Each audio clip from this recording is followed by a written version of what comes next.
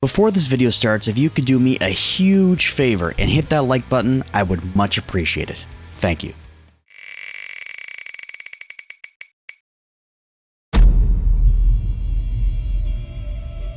Welcome to what most people, including myself, consider probably the most difficult zombies map to have ever been made. Of course, you have maps like Gorod Krovi that have its own difficulties in terms of gameplay and Easter egg and stuff like that. Another map that can also be considered one of the most difficult is Blood of the Dead. Of course, it has its own challenges. In terms of round 100, I understand that that map isn't really that difficult. The Easter egg most people consider to be the most difficult one ever made. But in terms of just straight up gameplay, survivability, area to move, 5 surely is one of the highest on that list. I'm a little bit shocked that I got this one on the wheel today. I guess I shouldn't be shocked. There's a 1 in 49 chance. It's all completely fair and whatnot, but I'm kind of sad that it's the map that I got today. But the thing is, this map is extremely difficult, and I don't think anybody can really argue that. There is no room to move. Of course, every few rounds you have the Pentagon Thief that comes through, and if he catches you, he'll take one of your guns. There is just an extreme amount of challenge to this map, more than maybe most people bargained for. And when you think about the fact that Kino der Toten was supposed to be a map on World at War, what if this was the only map that launched on Black Ops 1? And I think that's probably why a lot of people consider Kino der Toten to be their favorite zombies map. For a lot of people, it was their first zombies experience. It was my first zombies experience too. But the only other map to play at the launch of the game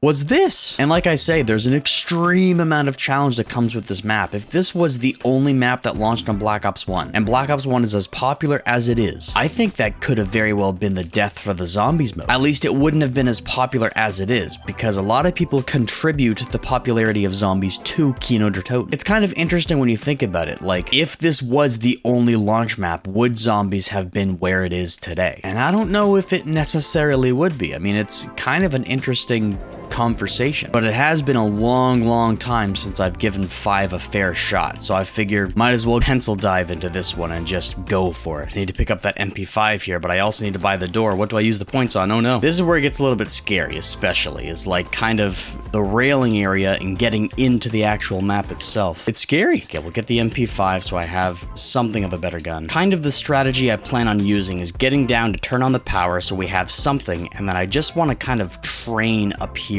in the Pentagon area. Is that what you call this? The control room? I don't know. Either way, I believe it to be the move. We'll kind of see what happens. But in other news, apparently COD 2023 leaked, which is pretty common. Around this time of year, every single year, the next COD leaks. On a couple of rare occasions, we've even had CODs like 2 years in the future leak. They usually come from Treyarch because Treyarch doesn't have, you know, the tightest information security there is. But I also wonder if people intentionally go after Treyarch for news because everybody is concerned about zombies, and a lot of people kind of attribute Treyarch to making the best CODs. But either way, apparently the leaks and the theories seem to be true in that Modern Warfare 3 is actually going to be the next COD, which is interesting because originally we thought that it would be kind of year 2 for Modern Warfare 2, that they would have more time to develop this one single game, and because games were coming out too rapidly, the quality was dropping, they wanted to take time, let Treyarch work on their game coming out in 2024, and then just have like Sledgehammer or someone make an expansion for Modern Warfare 2. But a lot of that has changed, considering Modern Warfare 3 seems to be coming out at the end of this year. So what I assume and what everybody else assumes and what Activision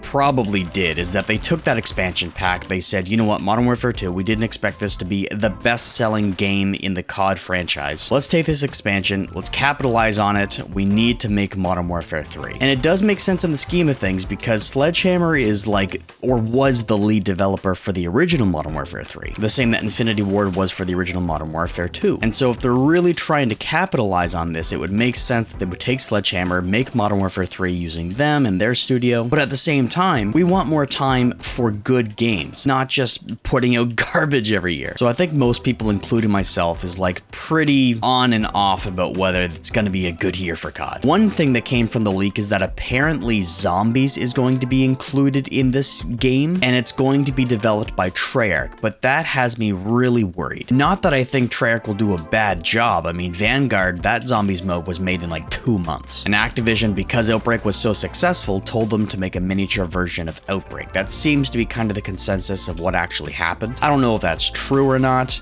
Maybe they just made a bad zombies mode and people just don't want to agree with that because it's Treyarch, right? But at the end of the day, we apparently are getting a zombies mode no matter what. And unfortunately, it seems to be that it's going to be Outbreak 2.0. Now, what does this mean for the zombies mode? It means that Activision is still pretty much focused on making Outbreak no matter what. They seem to be trying to take that multiplayer player base and redirecting them towards zombies. That seems to be statistically what worked really well for Cold War. I don't think we ever got to see those statistics, but maybe it's true that Outbreak was one of the most played modes, and so they said we need to just make Vanguard Zombies a miniature version of Outbreak. Obviously, I don't think it worked all that well, unfortunately. But I find it very interesting that Outbreak is the mode that they decided to go with in terms of like trying to bring back the zombies mode for Modern Warfare 3. I don't know if that makes a whole lot of sense to me, considering the ultimate failure of Vanguard Zombies. But maybe they also plan on bringing Outbreak 2 to this game because they do not plan on bringing Outbreak to Treyarch's game. So it's like an interesting 50-50 split as to kind of what their ideas are here. And I don't know if we'll ever know. I guess we'll have to wait and see how the Outbreak 2.0 mode actually works in this upcoming game, what Treyarch Zombies is going to look like in the future. But the matter of the fact still remains that Activision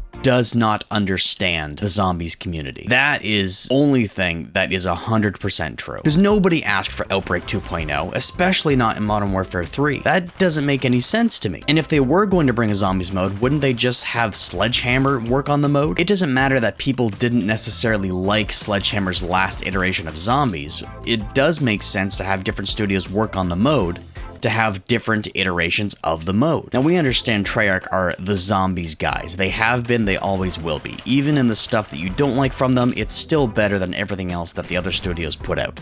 It's just true. But I still think it's really unfortunate that we're taking Treyarch away from their own game and making them work on a game that isn't actually theirs. What is the quality going to be like? I don't know.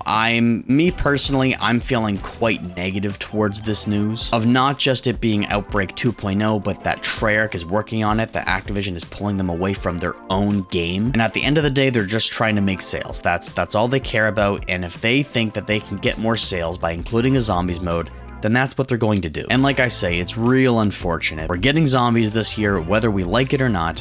Hopefully it's good. Hopefully it's better than the first iteration of Outbreak, because Outbreak isn't necessarily my favorite. I think it's great for live streamers because it gives you time to not be chased from zombies all the time and actually look at chat, read chat, hang out with chat. But in terms of like fun gameplay and stuff, I don't know, round-based has always just kind of been my favorite. If I'm playing with friends and they want to play Outbreak, then of course I'm going to go play Outbreak. I mean, it's a lot of fun. You get to hang out with your friends.